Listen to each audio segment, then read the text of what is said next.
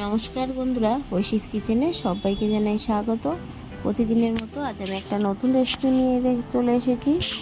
আপনারা ভেন্ডি বাড়িতে সবাই তো ভাজেন, একবার এইভাবে ভেজে দেখবেন। ভেন্ডি ভাজা দারুণ হয় খেতে। প্রথমেই গ্যাসে কড়া বসিয়ে দিয়ে সরষের তেল দিলাম। এই তেলটাকে খুব ভালো করে গরম করে নেব। এই কড়ার মধ্যে আমি আগে বেগুন ভেজেছিলাম, তাই একটু কালো কালো রয়ে গেছে। তেলটা গরম হলে দিয়ে দিলাম দুটো শুকনো লঙ্কা। শুকনো লঙ্কাটা গায়ে একটু কালার এসে গেলে সেই সময় আমি দিয়ে দিলাম দুটো তিনটে চেরা কাঁচা লঙ্কা। তবে ঝালটা আপনারা যেমন খান সেই মতোই দেবেন। একটু ভাজা হলে আগে থেকে কেটে রাখা ভেন্ডিগুলো দিয়ে দিলাম। ভেন্ডি দিয়ে কয়েক মিনিট এইভাবে আগে আমি নেড়ে নেব। ভেন্ডিগুলো প্রথমে যদি আপনারা আমার মতো করে কয়েক মিনিট ভেজে নিয়ে তারপর যদি আলুগুলো দেন, তাহলে দেখবেন ভেন্ডিগুলো ভাজা, গায়ের রঙটা বেশ ভাজা ভাজা হবে, ভালো লাগবে। দেখুন আমি একটু হলুদ গুঁড়ো দিয়ে দিলাম, দিয়ে ভালো করে নেড়ে নেব। এই সময় কিন্তু লবণ দেব না।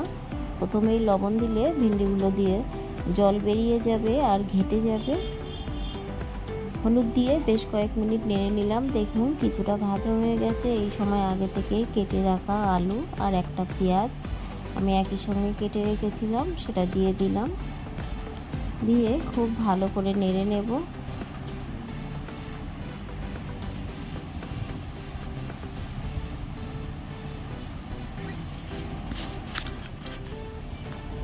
কয়েক মিনিট এইভাবে নেড়ে নেওয়ার পর আমি আবারও একটু হলুদ গুঁড়ো দিয়ে দেব।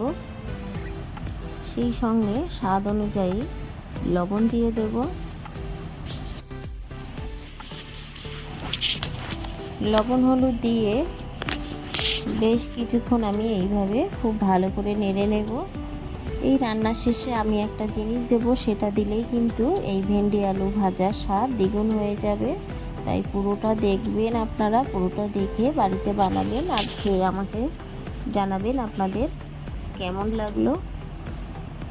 আমার এই রেসিপিটি আপনাদের ভালো লাগলে প্লিজ আমার চ্যানেলটিকে সাবস্ক্রাইব করে পাশে থাকা বেল আইকনটি ক্লিক করে দেবেন। তাহলে আমি নতুন ভিডিও ছাড়লে সঙ্গে সঙ্গে আপনাদের কাছে পৌঁছে যাবে। দেখুন কয়েক মিনিট আমি খুব ভালো করে এইভাবে নেড়ে ভেন্ডি আলুর গায়ে ভাজা ভাজা না হওয়া পর্যন্ত এইভাবে কিন্তু নাড়তে হবে। আলুটা সেদ্ধ না হওয়া পর্যন্ত, ভেন্ডিটা সেদ্ধ না হওয়া পর্যন্ত। আমার এই রেসিপিটি আপনাদের ভালো লাগলে একটা লাইক করতে ভুলবেন না, আর রেসিপিটি কেমন লাগলো আমাকে কমেন্ট করে জানাবেন।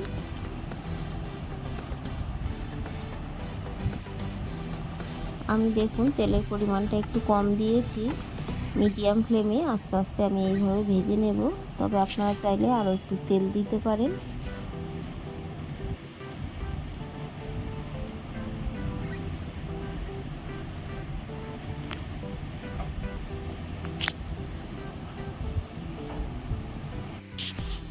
ভেন্ডি আলুগুলো যতক্ষণ ভাজা না হয় ততক্ষণ আমি এইভাবে নাড়তে থাকবো।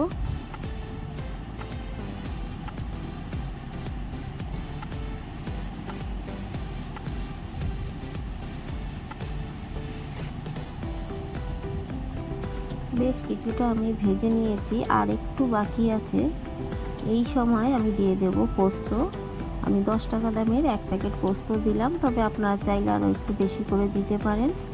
পোস্তটা দিয়ে আরও কয়েক মিনিট এইভাবে নেড়ে নেব। ভেন্ডি আলুটা একটু ভাজা ভাজা হবে আর পোস্তটাও একটু ভাজা হবে। এই পোস্ত দিয়ে ভেন্ডি আলু ভাজলে গরম ভাতে দারুণ লাগে খেতে। আপনারা বাড়িতে পোস্ত দিয়ে অবশ্যই একবার ভেন্ডি আলু ভাজা করে খাবেন। তবে যারা আলু খান না তারা কিন্তু শুধু ভেন্ডি আর পেঁয়াজ দিয়ে ভেজে শেষে কিন্তু পোস্ত দিয়ে আরও একটু নেড়ে নামিয়ে নিতে পারেন।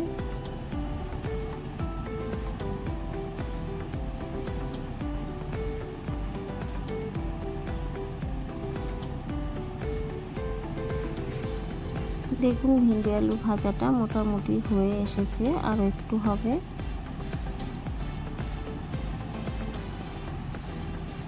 ভেন্ডি আলু ভাজাটা আমার হয়ে গেছে।